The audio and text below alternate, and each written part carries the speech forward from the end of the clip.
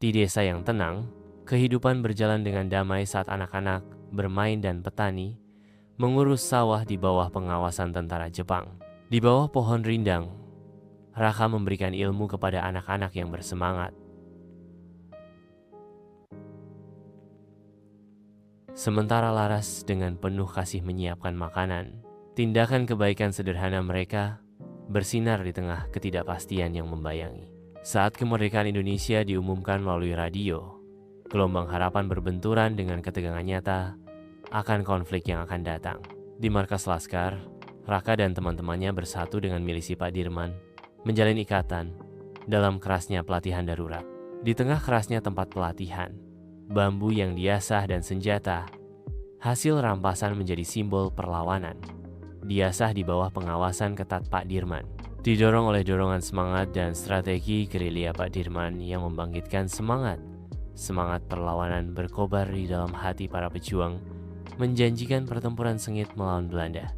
Laras memberikan dukungan tanpa henti, memastikan para pejuang mendapatkan makanan dan obat-obatan penting, mewujudkan kekuatan dan ketahanan masyarakat.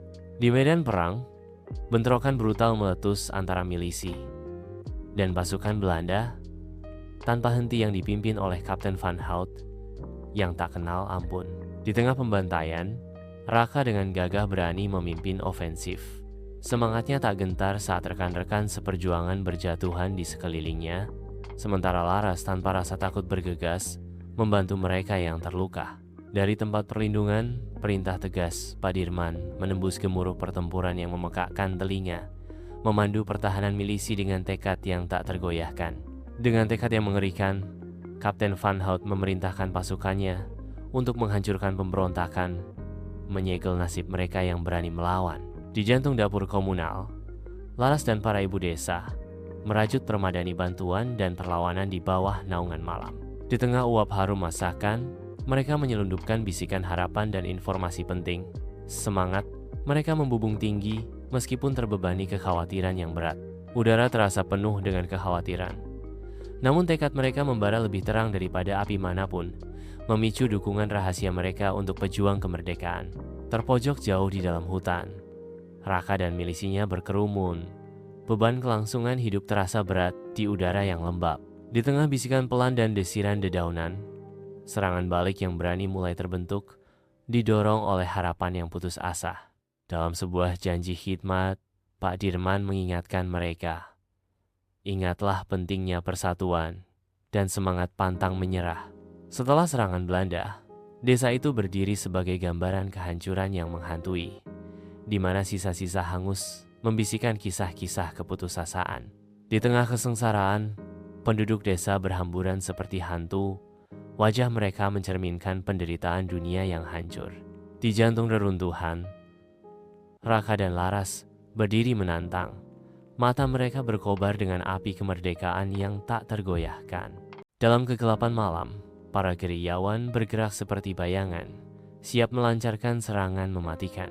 Konvoi Belanda menjadi sasaran amukan para gerilyawan, memicu kekacauan dan pertumpahan darah di tengah hutan. Di pos komando, Kapten Van Hout memberikan perintah kejam, bakar desa jika gerilyawan mencari perlindungan di antara warga sipil. Desa Raka is engulfed in flames as Dutch soldiers mercilessly set it ablaze, painting a nightmarish scene of destruction and despair. Amidst the chaos, Ibu Raka tragically perishes, her life extinguished in the brutal onslaught, symbolizing the devastating loss suffered by her people. Laras is seized and taken prisoner, her capture marking a moment of profound heartbreak and the beginning of an uncertain future under the oppressive hand of the Dutch army. The scene vividly depicts the unbridled cruelty of the Dutch army and the immeasurable suffering of the people, leaving an indelible scar on the land and its inhabitants. In the heart of the Dutch weapon warehouse, Raka and his troops launch a daring raid, their determination cutting through the shadows. Amidst the chaos of gunfire and desperation, Laras is rescued, her freedom bought at the steep price of Raka's sacrifice. As Raka falls, struck by a fatal shot, his love for Laras shines brighter than any weapon, a poignant testament to his bravery. In a heart-wrenching moment of despair, Laras cries, her anguish echoing through the cold warehouse as she pleads, "Raka, bertahanlah!" With his last breath, Raka urges Laras to flee. His final words, a selfless act of protection. "Laras, pergilah dari sini. Aku akan menahan mereka." Di depan sekolah yang dibangun di bekas markas gerilya, Laras berdiri menyaksikan anak-anak bermain dan tertawa.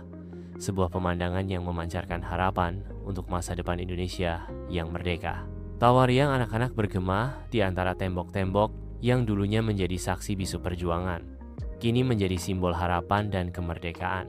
Laras, dengan tatapan penuh arti, merenungkan masa lalu yang penuh perjuangan dan masa depan yang penuh harapan.